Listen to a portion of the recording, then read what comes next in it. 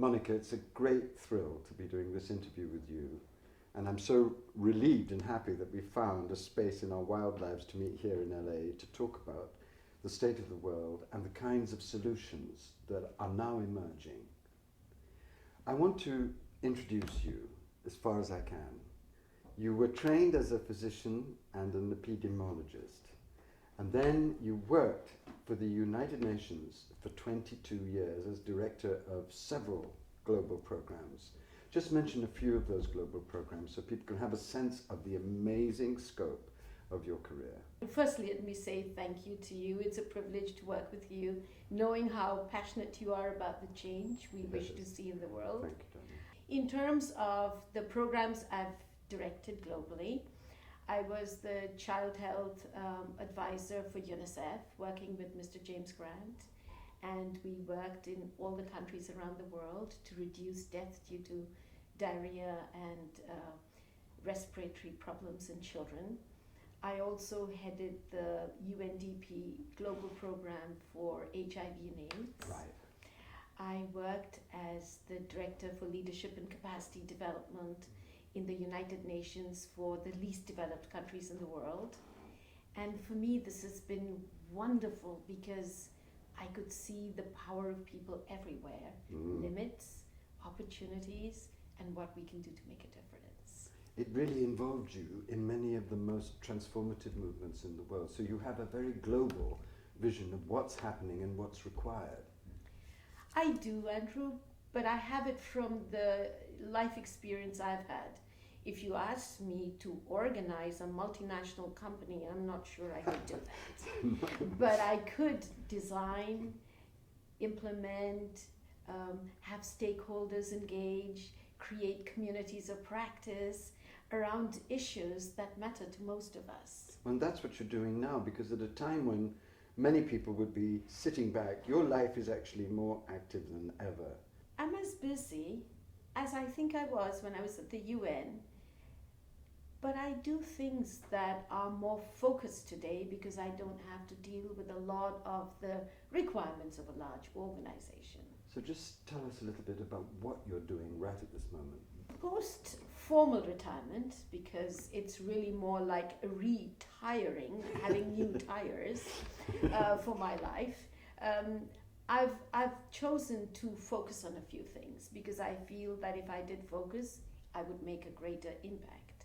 So the first thing for me is I bookend my work with two things.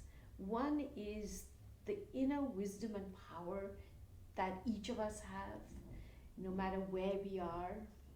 And the other is the results that we want to see happen in the world. So I figured, what should I do now that would have the most impact? So firstly, what I do is I help design large-scale programs for people who wish to engage in large-scale programs. The second thing I do, which I've committed to, is to support 100 world-class leaders who are really more like midwives than stars. Yes. And I'd love to tell you about a few of them. Yes. So they range hugely. It's like there are two people who are Nobel laureates who I mentor. And then there is this woman, Hemlata, who found me and I mentor in India. And she is the daughter of a construction laborer in India. And she decided to change her life. She was, I think, 13 years old, helping her parents, and she saw this child fall down and die. She said, that day I decided, I'm going to educate myself. I'm going to transform labor movements. I'm going to work for those who are disenfranchised. And for me, she brought together a group of people, some of them barely had gone through school, and yet they have the same wisdom that a Nobel laureate has. Isn't that amazing? And that's amazing. That's what you can see with the kind of reach of your work. Absolutely. On the one hand, you're working with people at the highest realms of power, and on the other hand, you're working with disempowered people, but who have enormous wisdom and are the source of tremendous hope for the future. Absolutely. This is very exciting work. Yeah, wisdom is not really connected to a triple PhD, is it? No. No. So that's the power of this work. And what else are you doing? Because I know this is So I only support just a these. fragment. So I support these leaders, but I support them in a very particular way. They are already working in a number of areas, so I don't enter telling them to do anything. They're already engaged. I use some kind of sort of guide for myself to locate who these people are. And I say, firstly, they gotta burn. They gotta burn from within. They've got to burn with They've got that to passion burn for with- change. Absolutely. Yes. And I ask them, what do you burn for? so they got to burn because you Yes. can't teach people And how you to burn. can't. You can't. You You just can't. There is no program to help people how to burn. You have No. to have that passion innately. Exactly. But you can be encouraged in that passion, sustained in that passion, nourished in that passion. Absolutely. So Yes. I know we can't teach that. An individual can awaken that. Yes. The second piece that I know I cannot teach is the sense of fairness, Yes. the sense of social justice. Yes. We either have it or we don't. And there are some people who say that, if we were conscious, it would automatically flow. Somehow in my life experience, it's not been like that, Andrew. So there are people for whom fairness matters, integrity matters, a sense of being able to have social justice matters. A real conscience, a passionate conscience, Yes, a yes. hunger to see the world justly organized. Yes. This is it's an increasingly rare quality in people at the moment, I find.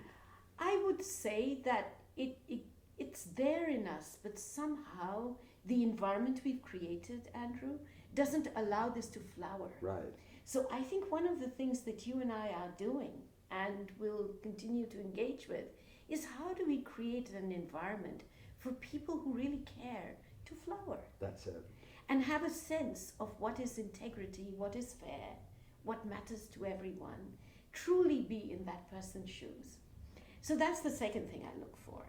The third thing I look for, which is not always the case, is that a real engagement and an honoring of the sacred in us. Oh. There are so many activists who really care about people, who want to make a difference, and yet they are unable to touch this space of wisdom, this space of the sacred.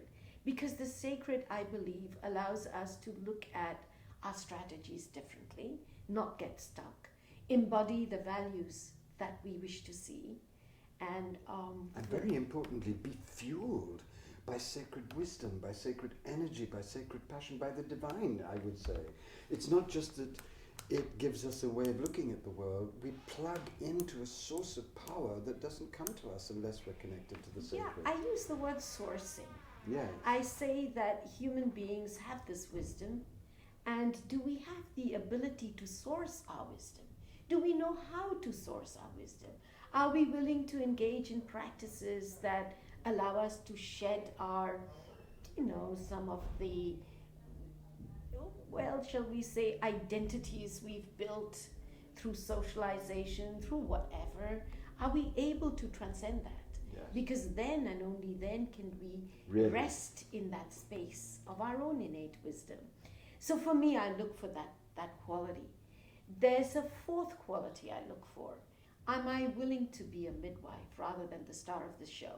I love this aspect of your work because we both believe that the old hierarchical leadership is over.